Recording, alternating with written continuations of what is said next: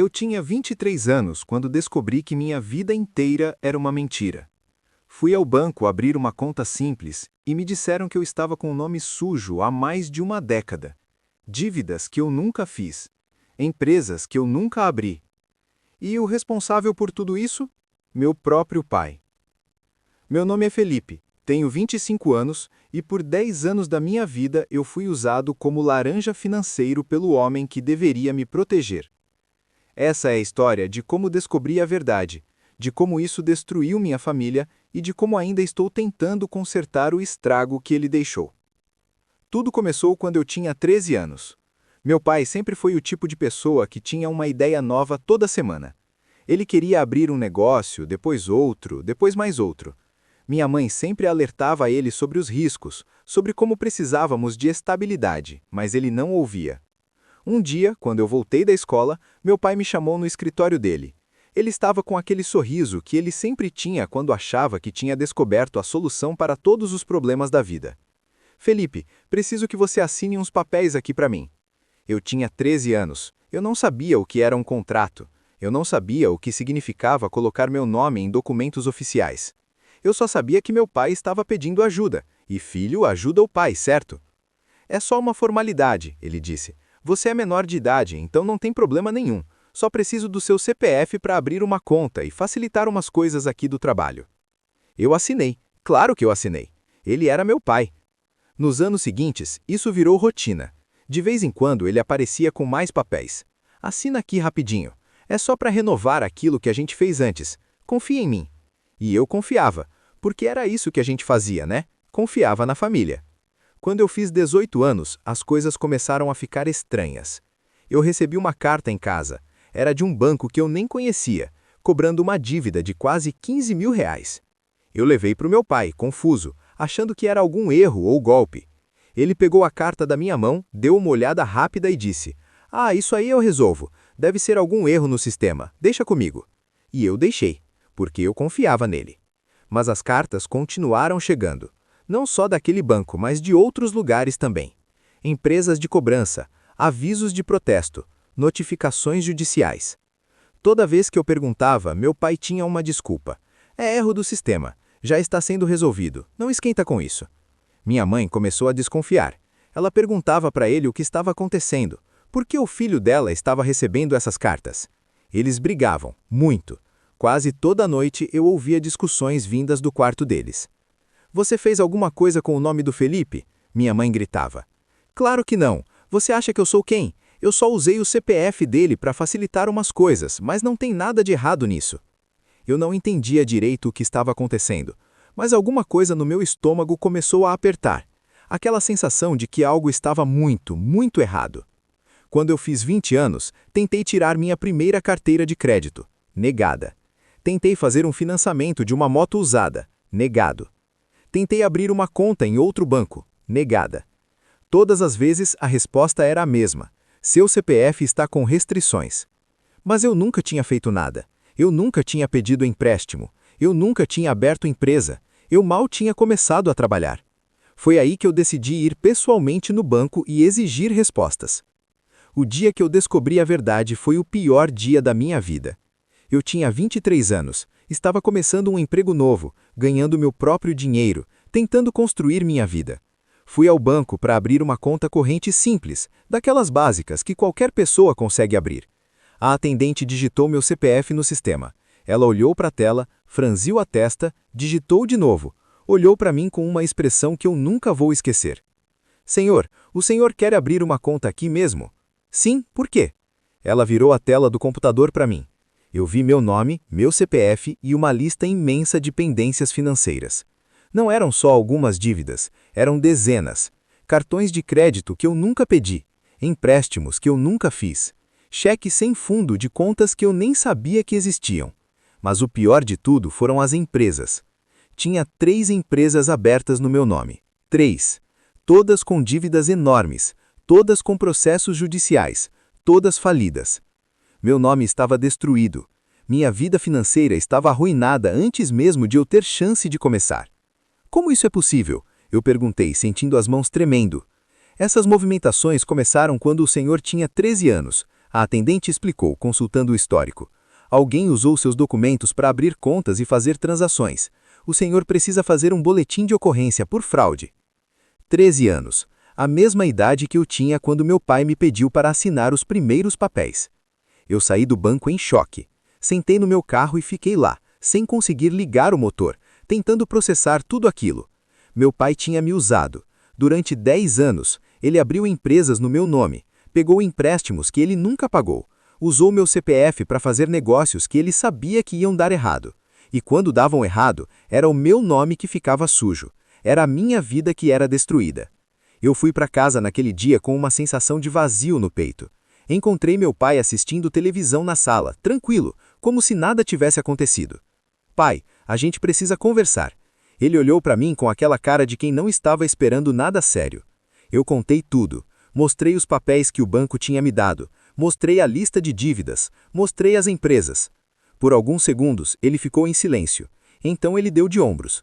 Foi só para te ajudar a construir um histórico de crédito. Eu não acreditava no que estava ouvindo. Me ajudar, pai?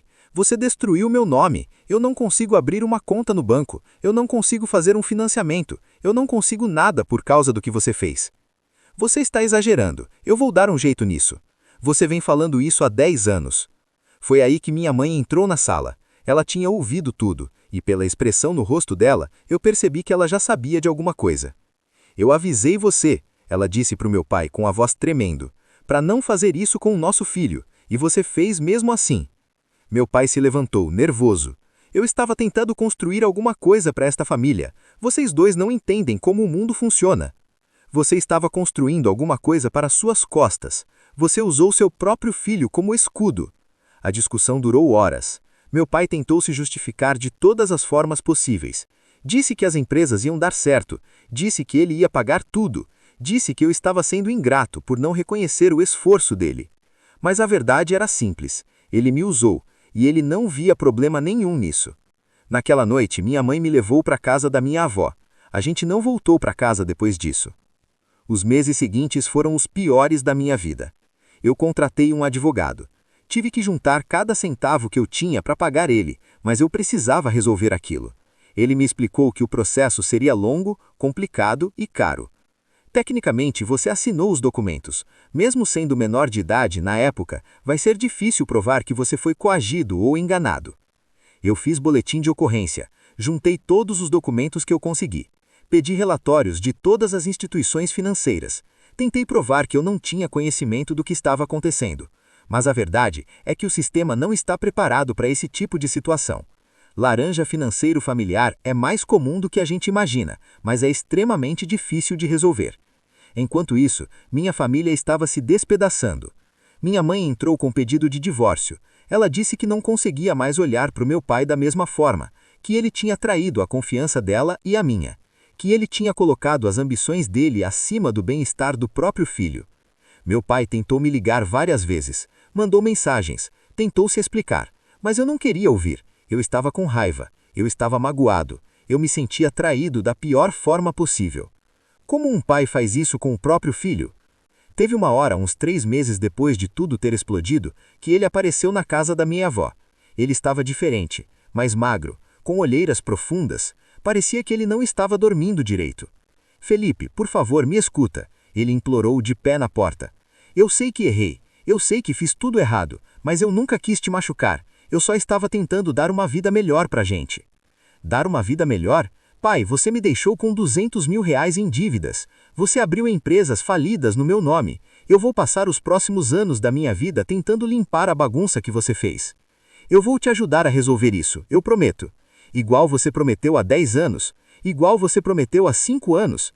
Igual você prometeu há 2 meses atrás.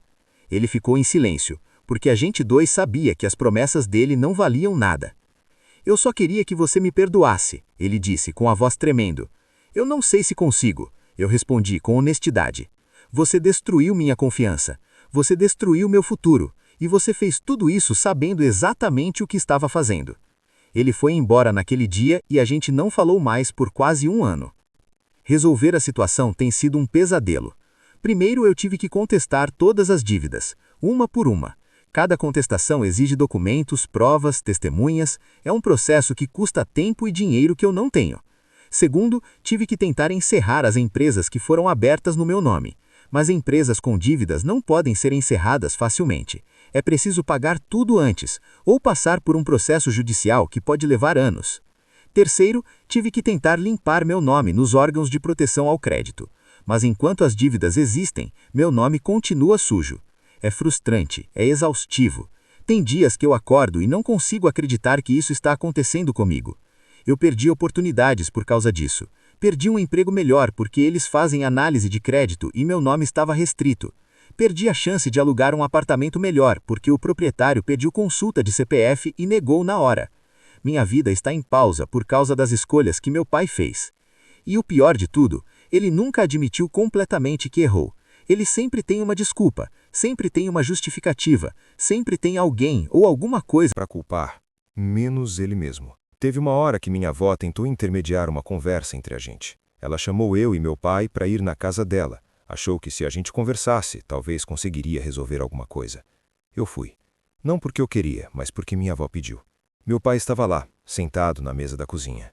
Ele tinha preparado uma lista de todas as dívidas de todas as empresas, com valores e datas. Eu fiz essa lista para a gente ver tudo o que precisa ser resolvido, ele disse. Eu quero te ajudar a resolver isso. Eu olhei para a lista. Era pior do que eu imaginava. As dívidas tinham aumentado por causa de juros e multas. As empresas tinham mais processos do que eu sabia. Como você vai me ajudar? Eu perguntei. Você tem dinheiro para pagar isso tudo? Ele desviou o olhar. Não agora, mas eu estou trabalhando num projeto que pode dar certo. E... Para! Eu interrompi. Só para. Eu não aguento mais ouvir sobre projetos que vão dar certo, sobre ideias que vão resolver tudo. Eu preciso de soluções reais, não de promessas vazias. Eu estou tentando, Felipe. Você está tentando faz 10 anos, e olha onde a gente está. A conversa não foi para frente. A gente terminou brigando de novo, e eu saí da casa da minha avó mais frustrado do que quando cheguei. Com o tempo, eu fui aprendendo mais sobre como esse tipo de coisa acontece. Laranja financeiro familiar é mais comum do que eu imaginava. Tem muita gente que passa por isso. Pais que usam filhos, filhos que usam pais idosos, irmãos que usam irmãos. E o sistema não está preparado para lidar com isso. Quando você é vítima de fraude de um estranho, é relativamente fácil provar. Mas quando é alguém da família, alguém que tinha acesso legítimo aos seus documentos, alguém que você confiava, fica muito mais complicado. Eu entrei em grupos de apoio online. Conheci outras pessoas que passaram por situações parecidas. Tem gente que perdeu muito mais do que eu. Tem gente que teve a vida destruída completamente. E sabe o que é pior? Muitos desses casos nunca são resolvidos. As pessoas simplesmente vivem com um nome sujo para o resto da vida, porque não têm recursos para brigar na justiça. Eu dei sorte de ter um advogado bom. Eu dei sorte de ter minha mãe me apoiando. Eu dei sorte de ter descoberto relativamente cedo. Mas ainda assim, vai levar anos para eu conseguir limpar completamente meu nome. Anos da minha vida que eu vou passar resolvendo problemas que eu não criei. Hoje, 2 anos depois de descobrir tudo, minha situação melhorou um pouco, mas ainda está longe de estar resolvida. Eu consegui contestar e remover algumas dívidas. As menores, que tinham menos documentação, foram mais fáceis de resolver. Mas as grandes, especialmente as das empresas, ainda estão em processo judicial. Meu nome ainda está sujo. Eu ainda não consigo fazer financiamento. Eu ainda não consigo ter cartão de crédito. Eu ainda vivo basicamente na base do dinheiro e débito. Meu relacionamento com meu pai está destruído. A gente não se fala mais. Ele tentou algumas vezes, mas eu não estou pronto para perdoar. Talvez eu nunca esteja. Minha mãe seguiu em frente. Ela se divorciou, vendeu a casa, começou uma vida nova. Ela me apoia, me ajuda quando pode, mas eu vejo a tristeza nos olhos dela. A família dela se despedaçou por causa disso.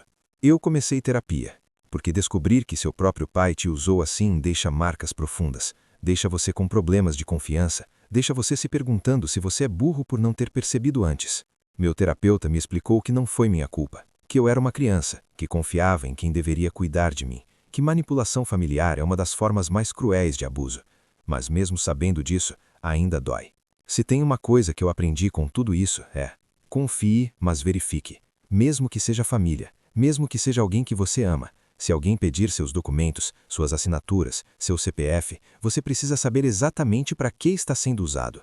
E se você é menor de idade e seus pais pedem para você assinar alguma coisa, questione, pergunte, exija explicações claras e, se possível, não assine. Eu também aprendi sobre a importância de educação financeira. Se eu soubesse na época o que eu sei agora, talvez eu tenha percebido mais cedo o que estava acontecendo. Talvez eu tenha feito as perguntas certas. Meu nome é Felipe, e por 10 anos eu fui laranja financeiro do meu próprio pai. Ele destruiu meu nome, destruiu minha confiança, destruiu nossa família. E a coisa mais difícil de aceitar é que ele fez tudo isso achando que estava certo, achando que estava construindo alguma coisa, achando que os fins justificavam os meios, mas não justificam. Você não pode usar as pessoas que você ama como ferramentas para os seus objetivos. Você não pode destruir o futuro de alguém porque você acha que sabe o que é melhor. Hoje eu ainda estou lutando para limpar meu nome. Ainda estou pagando pelos erros que ele cometeu. Mas eu estou lutando, e eu vou vencer essa batalha, porque eu não vou deixar as escolhas dele definirem o resto da minha vida. Se você está passando por algo parecido, saiba que você não está sozinho. Saiba que existe ajuda. Saiba que é possível resolver, mesmo que demore, mesmo que seja difícil. E se você conhece alguém que pode estar sendo usado assim, fala com essa pessoa, ajuda ela a investigar, porque quanto antes descobrir, mais fácil é resolver. Se inscreve no canal para mais histórias reais como essa.